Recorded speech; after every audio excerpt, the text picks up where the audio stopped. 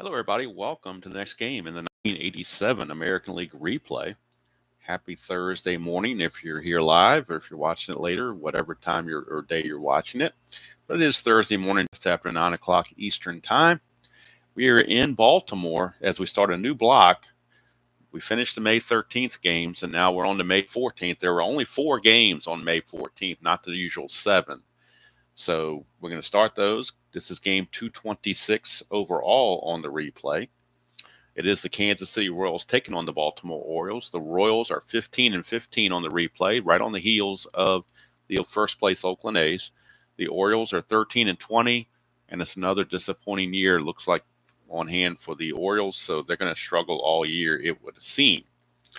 Pitchers on the mound for the Orioles, young Jeff Ballard. This will be only his second start of the season. He's had one start previously, got a no decision. Pitched pretty well, but got a no decision. And for the Royals, Brett Saberhagen. Saberhagen is 3-3 on the replay. A big difference in holding runners. Ballard is a +3, and that makes him a +3 with Kennedy's 0 arm. Saberhagen is a -3, and when you add -1 from the Larry Owens, it's a -4. So not that the Orioles run a whole lot, but they're not going to have a big chance here with that -4. But the Royals have a few guys that might try to run off that +3 from Ballard. You never can tell. All right, we'll bring up the Strat computer and get this game ready to commence. Again, Jeff Ballard is 0-0 with an ERA of 3, pitched 6 innings, gave up 2 earned runs, 7 hits, 4 walks, 2 strikeouts in his only previous start. Angel Salazar will lead things off for the Royals. In the replay, he's hitting .276. 2 homers and 9 driven in. He only had .205 real world, so he's doing much, much better. Hello, Mr. Gudeman. I'm looking forward to your radio call this morning at 11 o'clock Eastern. Be sure, folks, to check that out. Give you the ambiance of listening to the game on the radio. Just close your eyes and put it on and listen and get a different experience. So it should be very interesting. Looking forward to it.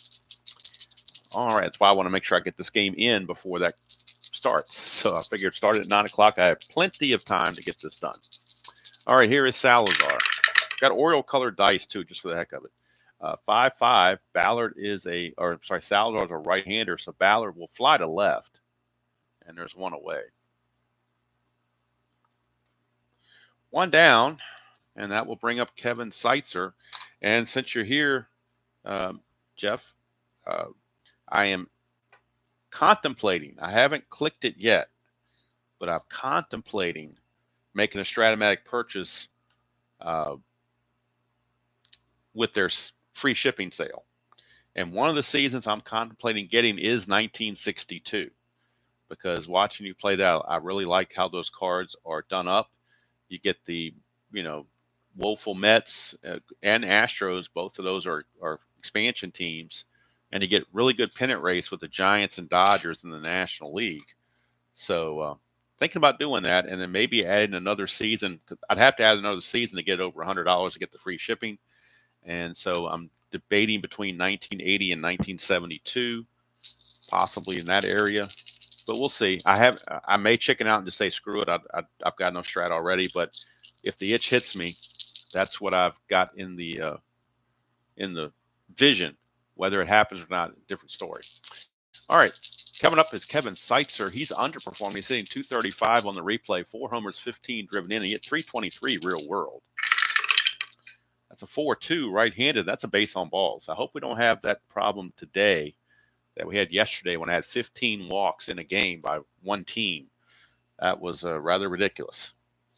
All right, Seitzer, though, will get a chance to steal because, again, you got that +3 sitting you right, staring you right in the face, and that's a good chance to get a good steal attempt. He needs a 5 or a 6 to get the lead. If he gets the lead, he's going to have a good chance. It would be a 1-16 chance if he gets the lead. And he does with a 5, so he's going to go. It's a 15 being held to 13, but then the +3 makes it a 16. So 1-16, and Kennedy only has a T2, so there's not much risk in the throwing error, so they're going to throw down. And he's safe. Stolen base for Seitzer. So Kevin Seitzer with the steal. And now the Royals have a runner in scoring position for Seitzer, his second steal of the season on the replay. He had 12 real world. So Seitzer is in scoring position for Hall of Famer George Brett. Brett will come up to the plate. He recently got back from injury. In just 34 at bats, he's hitting 294 with a homer and 5 runs driven in. He had 290 real world. So even in 34 at bats, he's following his batting average pretty closely. Havoc roll for the runner on second. Nothing happening. Lefty on lefty matchup. Ballard to Brett. 1-8 for Brett, left-handed. Ground ball shortstop A, and with the runner at second, that's going to hold. But good thing they stole the base, or that would have been a double play. So they stayed out of the double play by stealing the base. But now with 2 outs and a runner at second, it's up to Juan Beniquez, the left fielder, to get him home. Hello, Jeremiah and Philip and Chuck. Good to see all of you guys. Yeah, Jeremiah, 11 o'clock. I correct me if I'm wrong, Jeff, but I think it is the game's already been recorded and you're just going to upload it live as a premiere. I'm thinking that's what it is. I'm thinking you've already recorded the game, but I could be wrong. But I'm thinking that was the case. All right, here is Juan Beniquez hitting 259, 2 homers, 15 driven in. He hit 251 real world. Nothing on the Havoc. Beniquez in a clutch situation against the left-handers. He gains 3 hits right here in the column 2. 2-3, 2-4, and 2-5 are all hits. They're outs that turn into hits in the clutch. He also gets clutch hits on 1-6 and 1-12 and on 3-11. So talk about being a clutch. Oh, it is live. Okay, cool. Good deal. All right, so we'll talk about being clutch. You can't get much more clutch than Juan Beniquez. 6'9", however, we're going off the pitcher card, but it is a ballpark blast. And from Memorial Stadium, it's an 11. That's a 4. Beniquez has just gone deep, a 2-run home run off the bat of Juan Beniquez. Look at it again, 6'9". Ballard, a right-hander, is that diamond shot ballpark blast. Memorial Stadium, 11. That's a 4. And, of course, he has normal power against lefties. Against righties, he would be weak. But against lefties, normal power is gone. Juan Beniquez. 2-run home run for Juan Beniquez, and that'll be his 3rd home run of the season, RBI 16 and 17. And Kansas City takes a 2-0 lead on the Orioles here in the top of the 1st. And that'll bring up right fielder Danny Tartabull. Tartabull hitting 280 on the replay, 8 homers, 17 driven in. He hit 309 real world. Hello, Miss Harden. Yes, coffee icon there. I do have my coffee right here ready to go. It's all set, nice and warm. 5-8 for Ballard is a ground ball shortstop X. That's Cal Ripken. He's a 2E20. So you would think he would get to it, just a matter of the E20. 2-9. He will get to it on a 2-9. 2-9 is a G2, which with bases empty is good enough. E20 for Cal Ripken. He has to avoid 4, 15, 16, and 17. That's a 6. So Cal Ripken will make the play to end the inning with a 2-run home run off the bat of Juan Beniquez. Gives the Kansas City Royals a 2-0 lead here in the top of the 1st. And Brett Saberhagen on the mound for Kansas City in this one. On the replay, Saberhagen is 3-3 with a 306 earned run average. He had a 336 earned run average real world, but he's 306 on the replay. 50 innings pitched, 43 hits, 10 walks, and 24 strikeouts. Leading off for the Orioles will be designated hitter Mike Young. He's only had 1 previous game. He just recently got called up. He was 0 for 3 in that game, but he did get a run batted in, probably on a ground out or something. But he is 0 for 3, but he hit 240 real world with 16 home runs. 5-5, switch hitter batting left-handed as a fly to center, and that's hauled in by Bo Knows. Bo Jackson playing center field today. And Bo knows how to run those fly balls down. So that's 1 away for Jim Washer and Dwyer. He is the right fielder for this game, hitting 358 and 53 at bats. He's been off to a torrid start. 5 homers, 10 driven in, hit 274 real world. That's a 6-9 left-handed. That's a ground ball to second. And the venerable Frank White will take care of that. 2 down.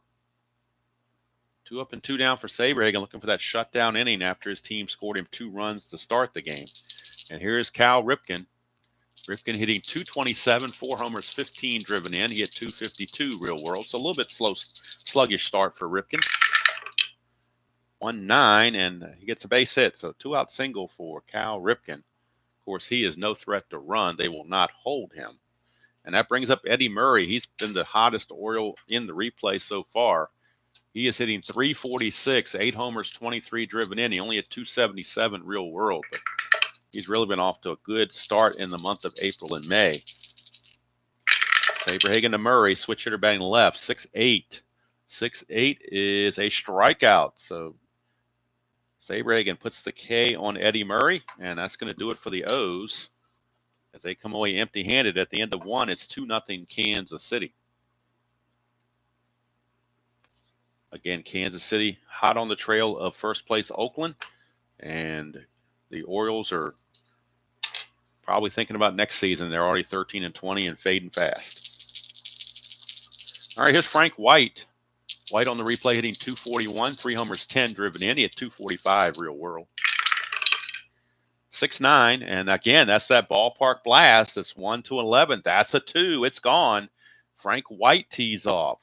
Jeff Ballard does not like that 6-9 block, but he's hit it twice, and the double die comes up with a 2. Ballpark home runs an 11. Frank White's normal power, so it's gone. Frank White, his 4th home run of the season. RBI number 11. And Kansas City jumps out to a 3-0 lead. Ballard getting bitten by the gopher ball.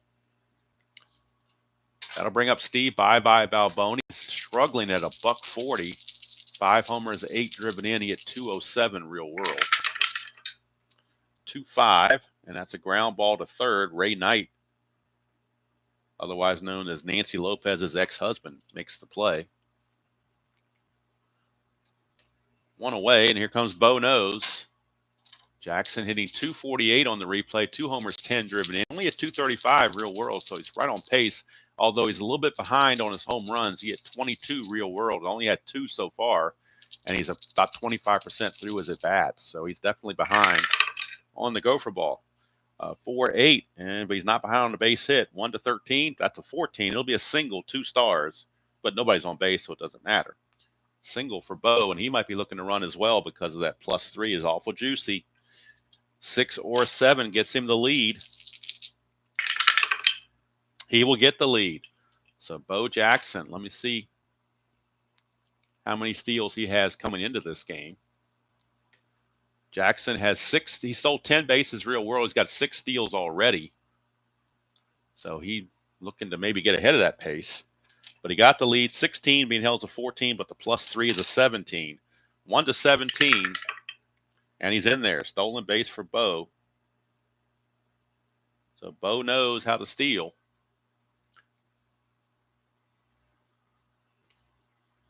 He's in scoring position with 1 out for Larry Owen, the catcher. Owen, not much of a hitter, hitting 148 on the replay, a homer, 2 driven in. He only hit 189 real world.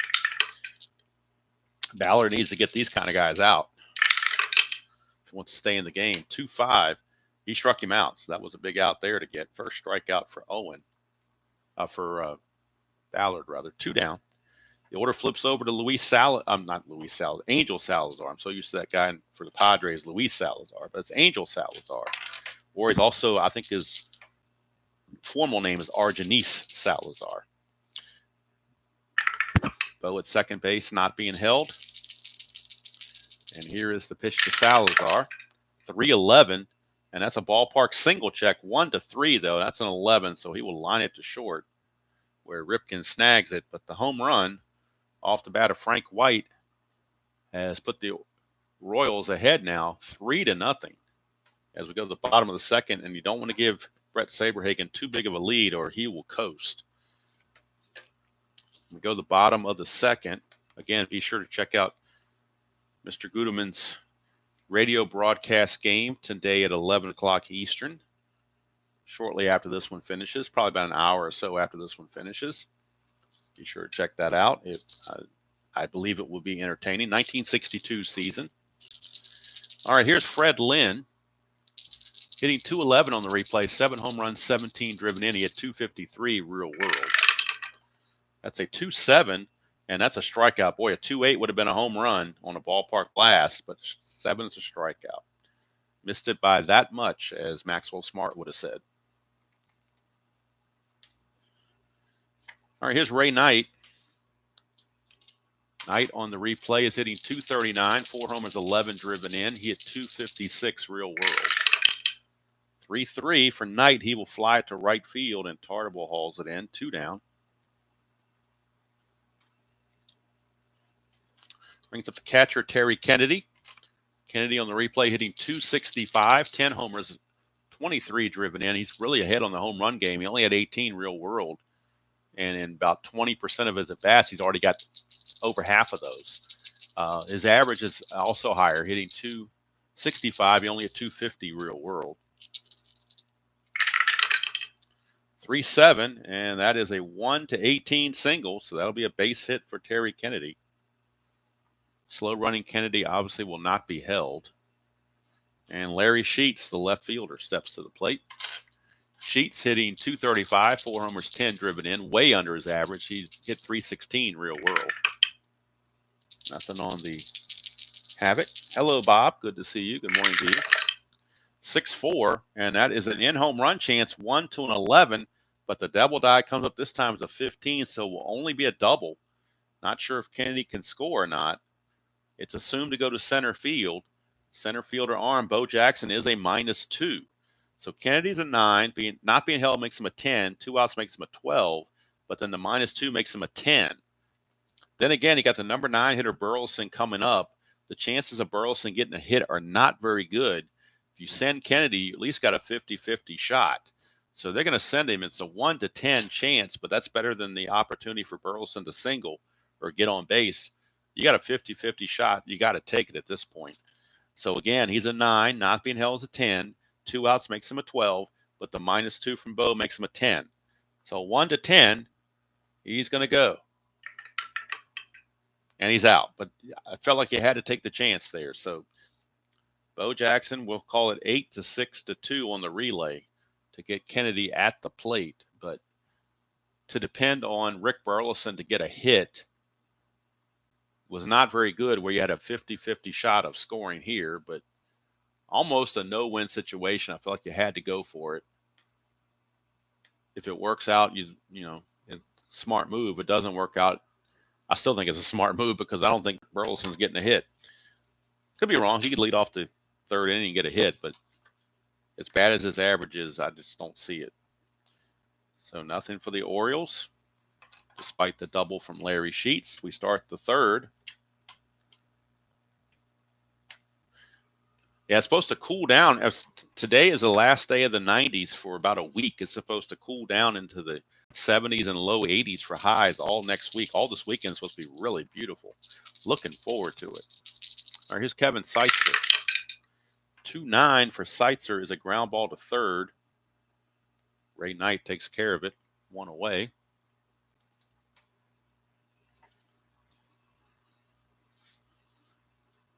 Another thing I'm thinking about doing, and I haven't done, I've debated about whether I was going to do it or not, but I may put out a video on Strat-O-Matic.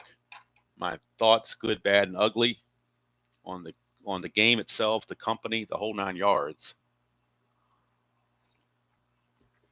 So I may do that. I don't know. I haven't decided. It will definitely not be a rant. It will just be hopefully an objective, fair, non-biased gamers look at Strat-O-Matic. May do that, may not. I haven't decided yet. If I do it, it'll be on a win. But if I do it, I'm going to take my time and make myself little notes so I keep on, keep focused on what I want to talk about and make sure I hit all the points I want to talk about. Oh, we got a hop and dice. So by my rule, by my house rule, they all have to fit in the tray. So we're going to re-roll. 1-8 for Brett. Lefty on lefty is a ground ball to Ripken. That's 2 down. But it will be far from an ID Jester rant. That's for sure. All right, here is Juan Beniquez.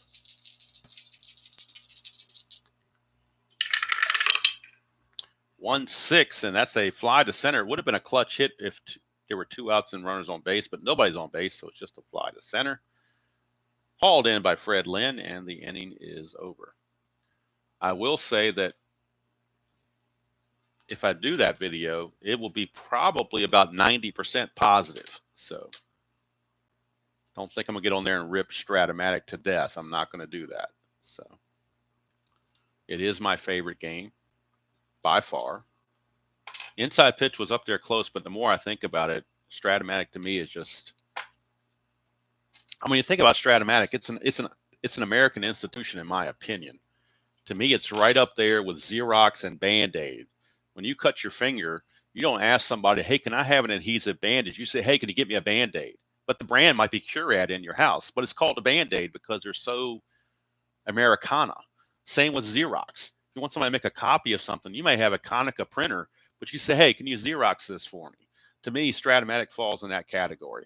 That's just a little bit of a preview of what I might say, but I have a lot to say, but I just don't usually say it very often. But to me, that's what Strat-O-Matic is to me. Hello, Tony. Good to see you. To me, it's just like Coca-Cola. I mean, I know there's Pepsi and other brands, but usually generically, it's just referred to as a Coke.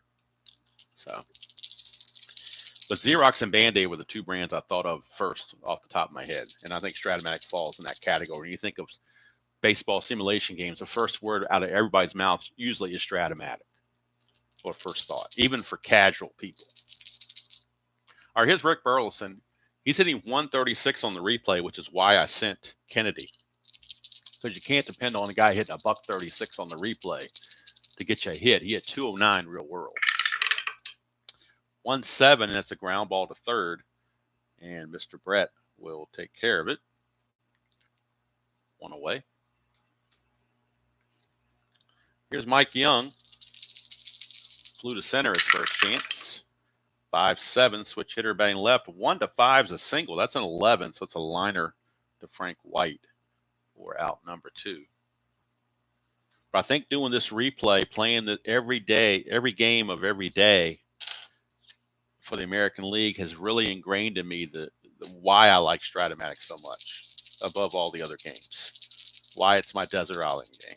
I mean, yes, does it have it's not so great points? Yes, no game is perfect. Every game has their little marks and things that you wish were done better. But overall, I just don't think you can beat it. 1-3 for Dwyer. That's a ballpark single check. 1-3, and that's a 15, so it's not going to happen. That's a liner to second, and Frank White will snag that to end the inning. So the Orioles seem pretty hapless, as they usually are. But when you play the American League replay, you got to play the good, bad, and the ugly teams. Can't skip games. I mean, I guess I could and sim them, but that wouldn't be right. Oh, Tony, 11 o'clock, just less than about an hour and a half from now or so. Jeff's going to be on with a live Strat-O-Matic game. It will be no video. It will just strictly be audio broadcast. So it's a little bit different. I think he said he's going to have some ambient sounds in the background. It'll be like listening to a game on the radio. So he's trying it for the first time. I encourage him to do so. I know I'll be there. So it'll be a different experience. So looking forward to it. 4-8 Ballard against Tartable, the righty. 4-8, 1-13 is a double. That's a 2. Devil Die comes up low again, and we got a double for Danny Tartable. And you wonder how long Ballard will stick around. He pitched well in his first game, but he's getting hammered pretty good in this one. Here's Frank White. Homered his first time up. 2-2 against the lefty. That's a low max, and it could be an injury. So it's going to be a double play that will get Ballard probably out of the inning. But that 2-2 is a low max plus injury. And in this replay, I do injuries for game only because it's as played, but I will allow the player to be injured in the middle of the game. So it's going to be a 4-4 unassisted double play on the low max to Rick Burleson. Gotta like those low maxes. And now we're going to roll and see if White is injured. He needs a 1-4 to stay in the game. 5 or higher, he has to come out. He will come out, and the Royals will need a new second baseman. So we'll go to the bench for the Royals and see who they have available. Play second base. They have one guy on the bench that can play second base. Isn't that interesting? And that's the infamous Buddy Biancalana. He's the only guy left that can play second base. Unless you move Salazar off short, and I don't want to move a guy with a 2 off a short. Then you got to put somebody else at short. So Biancalana 2E27 is not horrible at second base, but they'd certainly rather have Frank White.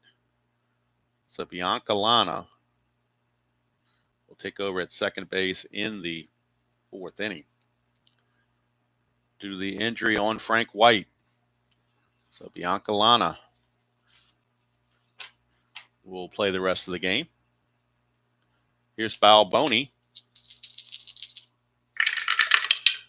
6-12, and that's a ballpark diamond shot blast again. 1-11, but the double die helps out Ballard this time. That 13 means just a warning track fly ball for Balboni, and the inning is over. So bye-bye almost went bye-bye, but not quite enough.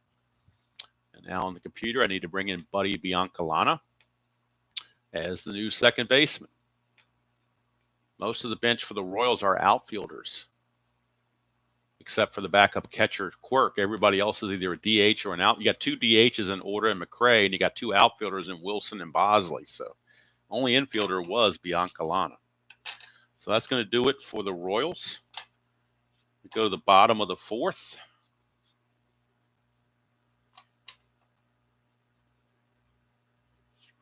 And we have Cal Ripken. Don't forget, tomorrow is Fun Day Friday, so I'll be playing a game I have not played in a long time on the channel. That'll be noon tomorrow, hopefully. Not going to say what game it is or what season it is. The only clue I will give is Ryan Sandberg will be playing in that game. That's all I'm going to say about it. I'm not going to say what the engine is or what the year is. All right, here's Cal Ripken. 5-6. How's that for a tease? Struck him out. Out number 2, or out strikeout number 2 for Saberhagen. And that'll bring up Murray. He was a strikeout victim his first time up. Super advanced is the only way to go. I totally agree.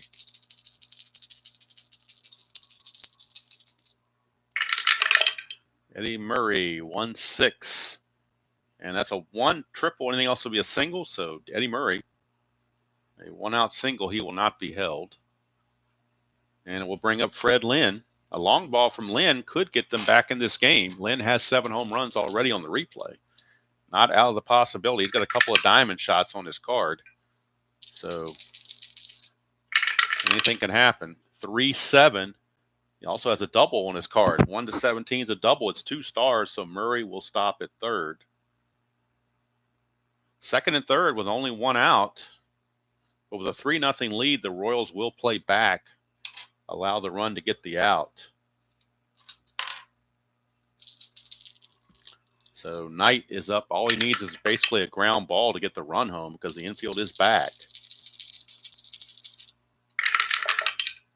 6-8, and that's a ground ball shortstop X. We're looking at Salazar. He's a 2E16.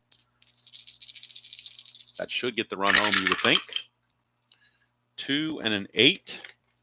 2 and an 8 is a G2. 11, E16 at short. There is no 11, so it's a G2. So we go here to the sheet, G2. Runners on second and third. Infield normal, runners advance. So the runners advance on the ground ball to Salazar. Both runners actually advance, is what it said. So even Lynn makes third. That seems kind of odd, but I'm going by what it says. So an RBI ground out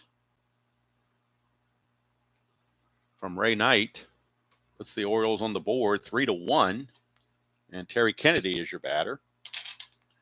You could have argued I should have played the infield in, but if you get that plus sign and gives up a two-run single, then you say, why did you play the infield in? So, kind of darn if you do, darn if you don't kind of thing that happens there. 3-8, and that's a strikeout to end the inning.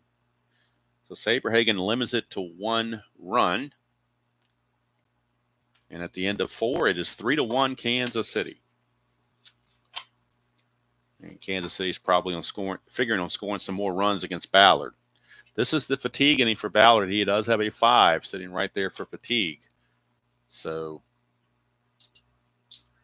and if I did that Strat-O-Matic discussion or whatever, it would be recorded because I wouldn't want to get distracted by live chat. I'd want to be able to make my thoughts out. So if I did that, but still in debate stage. Here's Bo Jackson, 3-4 against the lefty. He flies to center. Boy, 3-5 would have been a double, but 3-4 is a fly to Fred Lynn. And there's one away. It's interesting. You look at the Strat cards. You notice like one number different would have been a totally game-changing result. And that's just the way it goes. Here's Larry Owen. 1-7, and that's a strikeout for Owen. He struck out twice.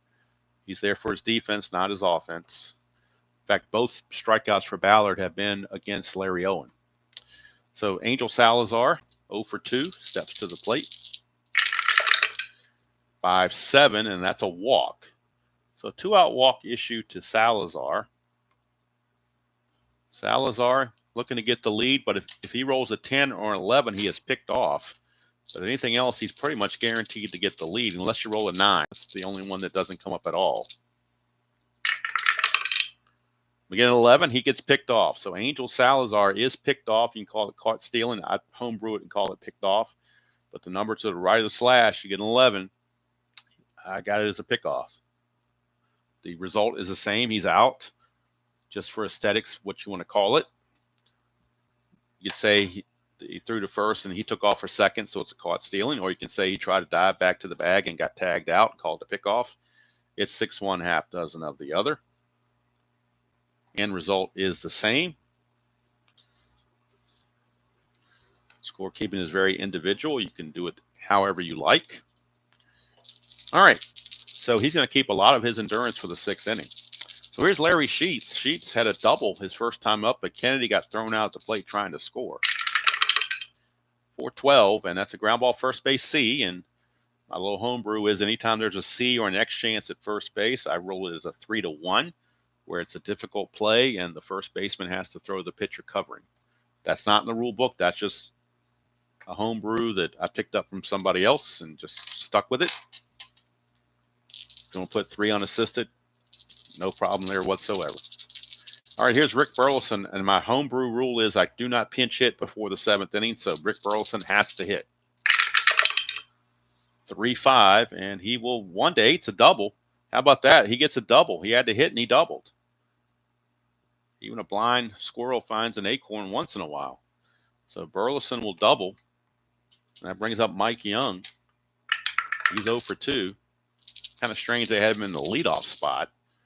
I guess the Orioles are really struggling with leadoff guys. He only hit 240 on the replay, or in real world, rather. So he struck out 91 times and 363 at bats. So kind of strange to have him as a leadoff guy. 1-6, and he strikes out here right on cue. 4th strikeout for Saberhagen. 2 down, and that'll bring up Jim Dwyer in a clutch situation. And against a right-hander, Dwyer in the clutch will lose a hit on 3-12. He also loses hits on 1-9 and 1-10 and on 2-6, so he's definitely anti-clutch. Doesn't like the clutch situations. 5-9, and that's a fly ball to right. It's going to end the inning. So we go to the 6th inning. It's still a relatively close game, 3-1. I thought it was going to be a blowout when it first started, but Ballard, to his credit, has settled in and holding the fort, trying to hope his team gets him some runs. He has only one ding against his point of weakness, that one walk, and that's it. So he's pretty good for the 6th inning. Here's Kevin Seitzer. 5-8. 5-8, ground ball shortstop X. Again, that's Ripken, a 2E20.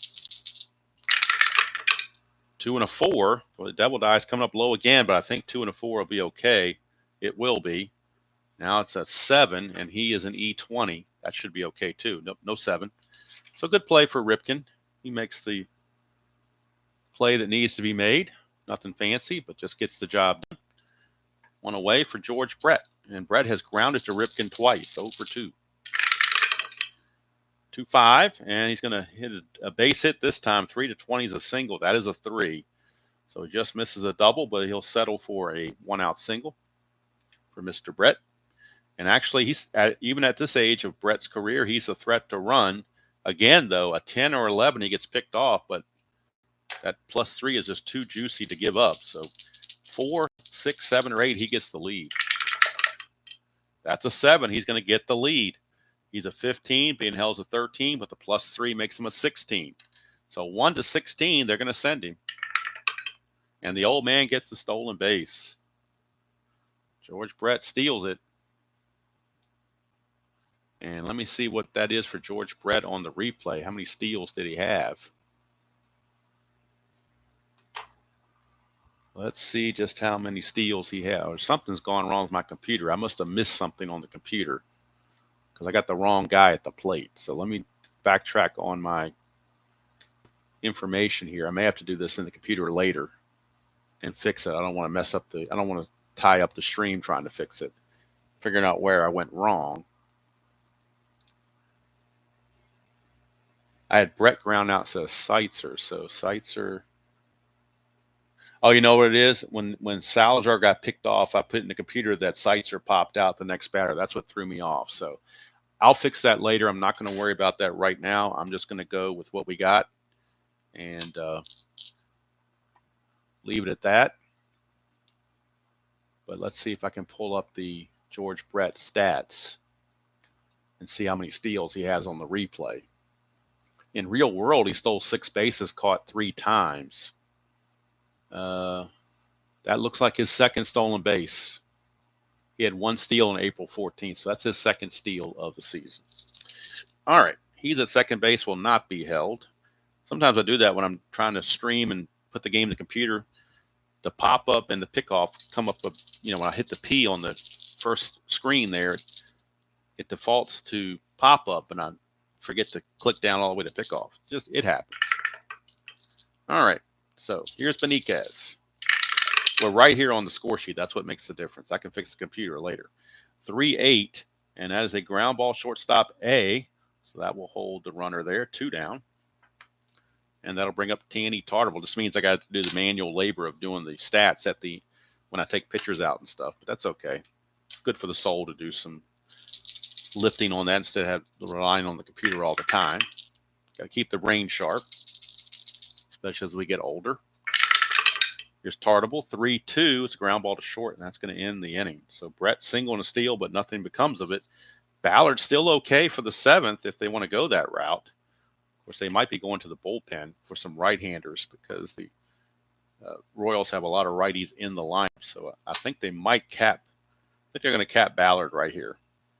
Ballard's going to go 6 innings, and he's going to give up 3 runs. They were all earned, 2 of them on long balls. In fact, all 3 of them came on home runs. So we got 1, 2, 3, 4, 5 hits I've got him for. He walked 1, 2.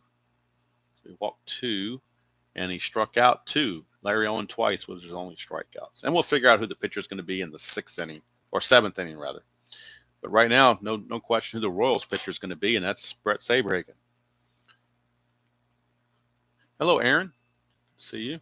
Shane Bieber of Cleveland has been traded to Toronto. Is that what you're telling me? I know we're at the trade deadline, so there's a lot of stuff going on in the trade. But I just don't follow modern baseball. Sad to say, because there's some good athletes out there. I just don't like the way they're playing.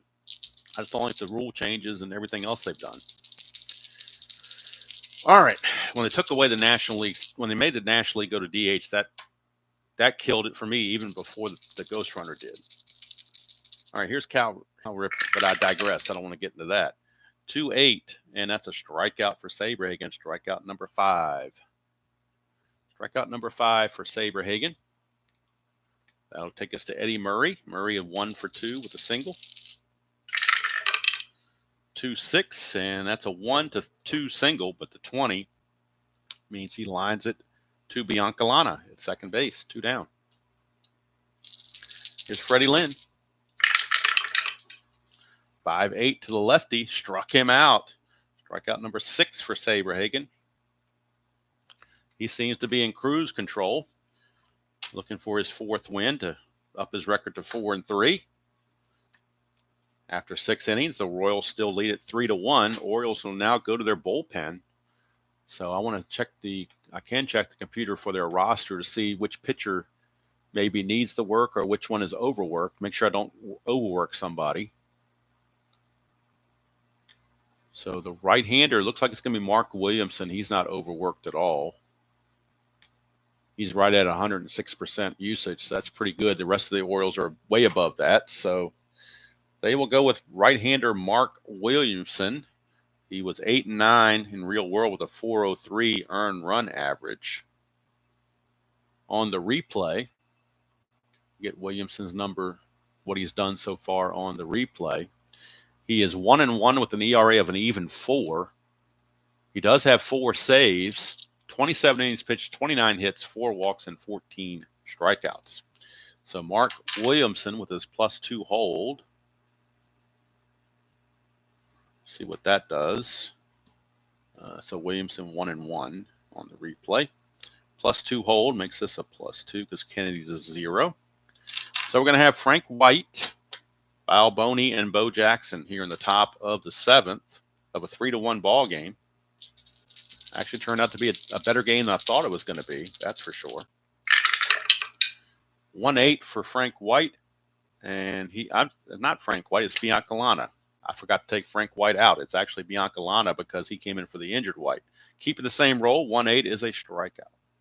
Nothing wrong with the roll, just the way I had the cards lined up. No reason to re-roll there. All right, so Balboni. In fact, I think what I will do to make it less confusing for me and maybe other people as well is since he's injured, take him out of there and put in Bianca Lana. Bianca Lana is a 2E27. And he runs at a 13, same as Frank White did. All right, it's a little messy, but at least it's the right name there now. To hopefully be less confusing. Here's Balboni. 1-7, he's going to strike out. So Williamson comes in and strikes out the first 2 he faces. And now he's got to deal with Bo Jackson. Jackson is 1 for 2. 5-10, and that's a ballpark single check. 1-3, though, and that's a 17. So since no one's on base, I'm not going to line it to short because I got too many lineouts going to short. I'm going to keep the original. That's just my house rule. I'm going to keep the original out just to give better out distribution since it does not affect any part of the game. Now, had runners been on base or anything like that, I probably wouldn't have done that. But with the bases empty, I feel it's okay to do it. Doesn't change anything in the replay or affect the statistical accuracy in any way. I just like to give less outs to the shortstop because those ballpark single fails for lineouts to second, lineout to short, you can end up with a shortstop or a second baseman with like 500 putouts or something. It would be really weird. All right, we're at the bottom of the 7th, and that means 7th inning stretch time. And I'm going to go heat my coffee. I'll use the 7th inning stretch to take advantage of heating my coffee. And while I do that and stretch myself as I go downstairs to heat the coffee, you guys can stretch if you like to take me out to the ball game.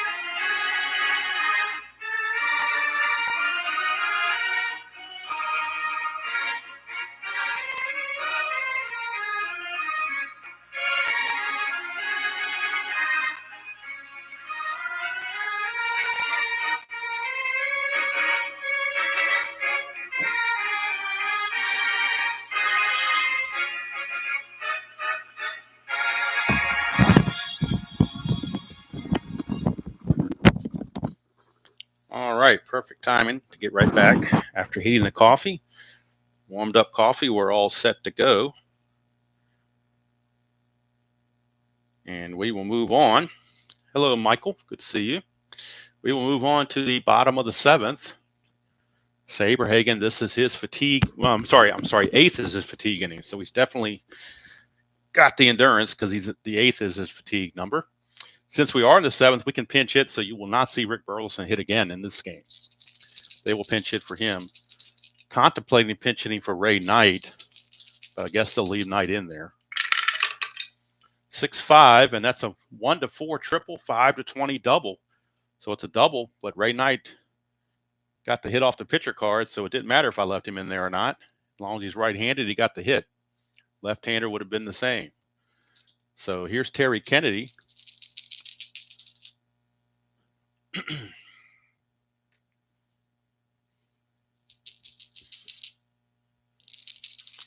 Kennedy, the batter.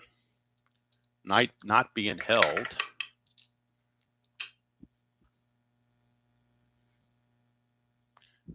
Nothing on the havoc.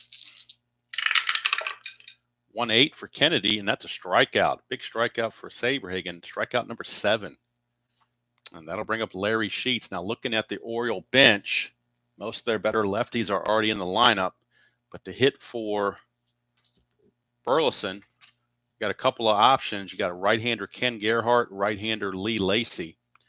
You also have right-hander Rene Gonzalez and a backup catcher Van Gorder, who's not very good. Alan Wiggins, a switch hitter, could also pinch hit for him, but Wiggins, 232 hitter. Best hitter out there out of the bunch is Lee Lacy, but we'll see how it plays out. Larry Sheets, a 2, so we got a chance at a balk or a pass ball. That's a chance for a balk on Saberhagen. His balk rating is a 2. So no balk. We move on to Sheets. 4-10 left-handed. That's a fly ball center field X. That's Bo knows, but he's a 4 in center field. Having 4s in center field can hurt you. But a 14 might bail him out. The double die was kind. 4 and 14 is going to be an F2, so he got to it, no problem. That's a 10. Shouldn't be any issue on the error side. E14, there is no 10. So Bo Jackson makes the catch, 2 down. And now we get the pinch hitter for Rick Burleson. Question is, who will it be? Do they play the percentages and go with a lefty, which the only one they have is Alan Wiggins, who would also stay in the game to play second base, but he's only a 232 hitter. So to me, you got to go with the best hitter you got, and that's Lee Lacy. So Lee Lacy will pinch hit here in the 7th. And then we're going to have Rene Gonzalez coming and play second base. He's a 3E32. So Gonzalez will play second base in the 8th.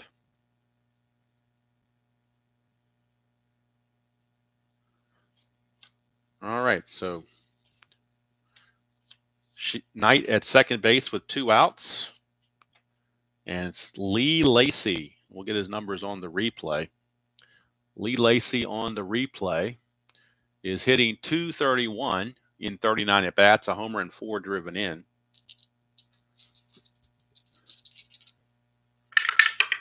Havoc roll, nothing happening. So Lee Lacy, a clutch situation. In the clutch, Lee Lacy is actually going to gain 1 hit on 1-5 and on 110. So slightly better again in the clutch. That's a 1-8, and he's going to draw a base on balls, so it does keep the inning going. Now the tying runs are on base. Tying runs are on base for Mike Young. Saberhagen sweating this out now. First and second, 2 down for Mike Young, who was 0 for 3. But in real world, he was 240 hitter with 16 home runs, so he wasn't chopped liver. He just hasn't come through yet in this one. But we'll take a look and see what happens. That's a 3-7, and he's going to strike out. That's what's going to happen. Mike Young strikes out in the clutch, and the Orioles come away empty-handed despite putting runners at first and second. Saberhagen strikeout number 8 in 7 innings for Saberhagen. And he will, of course, continue into the 8th inning. Williamson will also continue in the 8th inning. He has no problem with endurance. His relief rating is a 3. He can finish the game if need be. He's going to be facing Larry Owen. So now let's make the defensive change on the score sheet so I don't get confused. It is no longer Burleson. It is Rene Gonzalez. So Rene Gonzalez.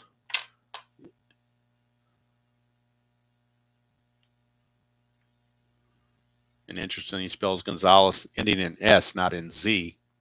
He's a second baseman. He's a 3E32. And he runs at a 12. All right, so Rene Gonzalez is officially in there at second base now. And Larry Owen is your batter. Of course, I could pinch hit for him, but I'm superstitious and I don't like to mess up the chemistry of a starting pitcher and a catcher when they're in the lead and he's pitching well. So we're not going to pinch hit for Larry Owen. Larry Owen's going to swing. Don't want to mess up that continuity. 1-7's a strikeout, but they don't care. That's the hat trick for Owen, but he's there for his defense, not his offense. Here's Angel Salazar. 3-3 for Salazar. He will pop it up to second base. And the new second baseman, Gonzalez, makes the, I tell you, bring a new fielder in, the ball will find you. I keep saying that. Didn't take long. Ball found him. And here's Kevin Seitzer. 3-6 for Seitzer, and that's a base on balls. So a 2-out walk to Seitzer. And he might be looking to run again. He already stole a base in the first inning. 5 or a 6 gets him the lead. Does not get the lead, so he will hold. And here's George Brett. Brett is 1 for 3. 2-7 for Brett. 1-4 is a single, but that's an 11, so he'll line it right to Gonzalez. So Gonzalez made 2 putouts in that inning after coming in for defense. It just happens that way. Can't explain it. It just is. So we go to the bottom of the 8th, and this will be the fatigue inning for Brett Saberhagen. He'll be facing Dwyer, Ripken, and Murray, heart of the order for the Orioles. This is the inning they need to make some hay, if they can. Dwyer 0 for 3. It's a 6-9 left-handed, is a ground ball to second. And good play there for Biancalana. So both second basemen are new. They did not start the game. One, Biancalana came in for an injury. Gonzalez in for defensive replacement. Here's Ripken. 3-10 for Ripken, and that's a base on balls. So Ripken will draw the walk. And I believe that's only the second walk issued by Saberhagen. He's walked 2, struck out 8. But the tying run is at the plate in Eddie Murray. Royal bullpen now start to loosening. This is who they have in their bullpen. They have one left-hander, Jerry Don Gleaton. They have Gumpert, but he pitched 2 innings in the previous game, so he's going to be at the back end. We're not going to really think to use him. But the 2 main characters are Dan Quisenberry and Steve Farr. So right now, Steve Farr is loosening in the bullpen for the Royals.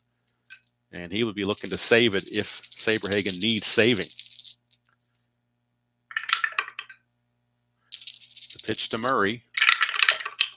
1-9, and that's a ground ball to first, double play. Boy, a 1-10, and you're looking at a possible home run, but a 1-9 to first base A. 3-6-3, double play. Saberhagen says, I don't need no stinking relief. But they might go ahead and bring in Farr for the 9th. We'll see how it plays out. But the double play definitely put a damper on potential rally. So I'll bring up Juan Beniquez, and since we're running out of room over here, I'm going to go ahead and move the cards over this way. It's Beniquez, Tartable, and Biancalana. Beniquez, Tartable, and Biancalana against Williamson. 3-3, and that's a hit by pitch, so he gets plunked. Does Beniquez. He is no threat to run, so they will hold him there. Not sure if the Royals will go for a pinch runner and a defensive replacement or not. Let's take a look at their bench and see who they have available left. They've got some outfielders on the bench, obviously. I was saying earlier that most of their players are outfielders. So Willie Wilson's going to come in and pinch run, stay in the game, play center field, and they will move Bo Jackson. Bo Jackson will move to right field. So Bo Jackson's going to go to right field. He keeps the same defense, no different there. But we're going to get a pinch runner and new center fielder, and that's going to be Willie Wilson. So pinch run here in the ninth, and then center fielder in the ninth. So Willie Wilson going to be looking to get the lead. 3 through 6 will get him a lead if they can do it. 10, he did not get the lead, but he's still quite a fast runner and an excellent defender. So we'll see what happens. Danny Tartable is your batter, followed by Bianca Lana. So Tartable, 6-9, and that is a ground ball second base C. That will advance the runner. It acted like a sacrifice bunt pretty much. And that's going to bring up Bianca Lana for his first at bat. So we'll check the numbers on Bianca Lana for the replay. Probably not very good. And I was right. In 15 at bats, he's hitting .067. In real world, in 47 at bats, he had .213, but he's hitting .067. And in the clutch, he has no clutch. He loses a hit on 2-3 in the clutch. So Bianca Lana, 3-6, and that's a ground ball to short. That's going to be out number 2, and that's going to hold Wilson at second base. So 2 down for bye-bye Balboni.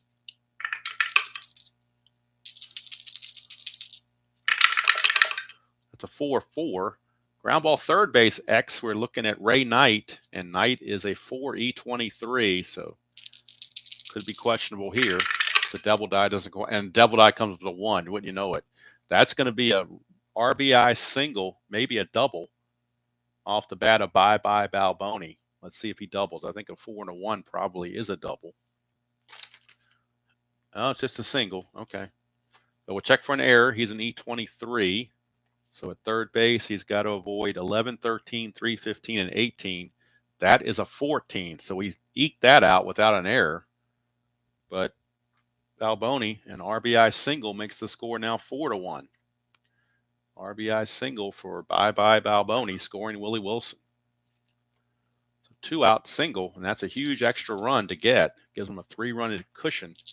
And here's Bo Nose, who's now moving over to right field in the bottom of the ninth.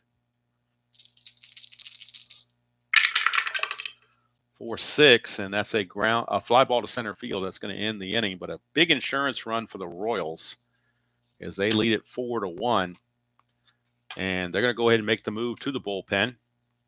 Saberhagen went 8 innings. Figured that's enough. He did enough for them, and they're going to go to Steve Bridge too far to try to save it for the Royals. It is a save situation with a 3-run lead. I don't like that rule, but that's the way the rules are. Yes, be sure to check out Mr. Gudeman at 11 o'clock. 62, Red Sox and Senators from the nation's capital. Radio broadcast only, no video. So you use your imagination based on how he's describing the game. All right, so for Farr on the replay, he is 2-1, a high ERA of 6.28, does have 3 saves, 14 innings pitched, 14 innings pitched, 14 hits, 13 walks, 16 strikeouts. So not exactly automatic per se, but that's who they're going to go with. He only had 1 save on the real season, so he's already had 3 already. They kind of did a bullpen by committee with him and Quisenberry. So here's the pitch to Lynn from Steve Farr. 5-8 left-handed is a strikeout. So Steve Farr gets the strikeout on Fred Lynn. That'll bring up Ray Knight. 5-8 is another strikeout for Steve Farr. That's 2 down. And we're looking at Terry Kennedy. Last chance for the O's. 4-7. That's a 1-10 single. That's an 8. So it'll be a base hit for Kennedy. And that will bring up Larry Sheets. That will bring up Larry Sheets. Sheets. Last opportunity to keep it going for the Orioles. 1-9. That's a single to left field. They will hold Kennedy at second base because his run doesn't mean anything. And now we have Rene Gonzalez. Remember, he came in on the defensive replacement. Question is, do you want Gonzalez to hit or do you want Alan Wiggins to hit? That's the question. Neither one are very good, so I guess they're going to go ahead and go with Gonzalez. He's a 267 hitter, so I guess that's a lot better than what Wiggins was. So we'll get the numbers on Gonzalez. And actually on the replay, he's doing very well in 20 at-bats. He only had 60 at-bats real world, and he hit 267. In 20 at-bats, 1/3 of those at-bats so far, he's hitting 350, a homer. I'm sorry, no homers and one driven in, but he's hitting 350. So good chance here for Gonzalez to maybe keep this thing going. Steve Farr got the first 2 outs on strikeouts, but has given up 2 singles in a row. The tying run is at the plate. 4-6, and that's a base on ball. So it's going to walk Gonzalez, and now Farr is tired because he's given up the 3. Actually, no, he's not in his fatigue inning. He's a 3, so he's not tired. And now Mike Young, 0 for 4 from the leadoff spot, but you really don't have anybody else left. I mean, you've got Ken Gerhart. I guess they could use him. Gerhart on the replay is hitting 206, 243 hitter real world. Mike Young's 240, so it's tit for tat. Young is a switch hitter, which makes it come off the left side of Farr. So they'll stick with Young. He hasn't done anything, but got to play the percentages, I suppose. Bases are loaded, 2 outs. 5-10, and that is a catcher X. That's Larry Owen, and he's a 3E5 on a catcher X. 3E5 on a catcher X. 3 and a 19 should be no problem. Now we got to check for an error, but the catcher X on a 3 and a 19 is just a G2. His error rating is a 5. So errors, chances 4, 16, 17, and 18. Anything else, the game is over. And the game is over as Larry Owen will throw to first base to get Young, and the Orioles will leave him loaded. Came up close, but not quite close enough, and the Royals hang on and win it by the score of 4-1. Didn't do the numbers on Saberhagen like I was supposed to. Not having the computer up kind of threw me off a bit, I guess. So we'll get the numbers on Saberhagen. 1, 2, 3, 4, 5, 6, 7. Got him for 7 hits. Just the 1 run. Walks 1, 2. I think that's the only 2 walks he had. No, he struck out 8. Farr went 1 inning, struck out 2, did give up 2 hits, but no runs, and did walk a batter. So a shaky outing for the save for Steve Farr. That's his 4th save. 4th save for Steve Farr. Saberhagen improves to 4-3. Ballard drops to 0-1. Williamson did go 3 innings. So he will be unavailable for the next game, but he saves the rest of the bullpen. He did have 3 strikeouts. He did give up a run, though, which was earned. That hit batter really cost him. He did walk a batter, gave up 1 hit.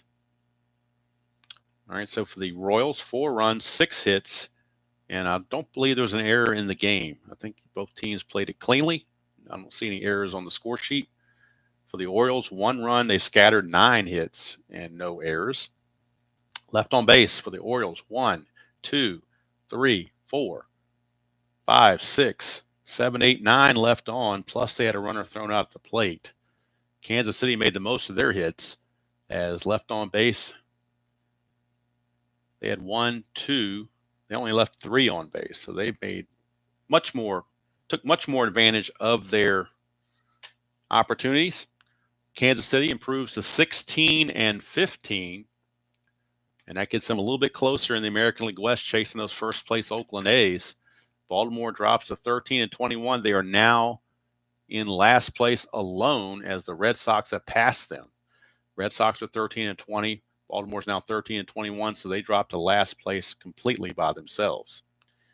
Next game in this replay, we will move from Baltimore up the I-95 corridor up to Yankee Stadium. It'll be the Texas Rangers taking on the New York Yankees. Not sure when that'll be. It might be tomorrow morning, I guess. Probably would be. It's going to be Dennis Rasmussen against Ed Correa. Yankees 21-12, Texas 14-16. And that's going to be game number 227 on the replay. And game number 2 of 4 played on May the 14th. Only 4 games scheduled on May 14th. And this is one of them.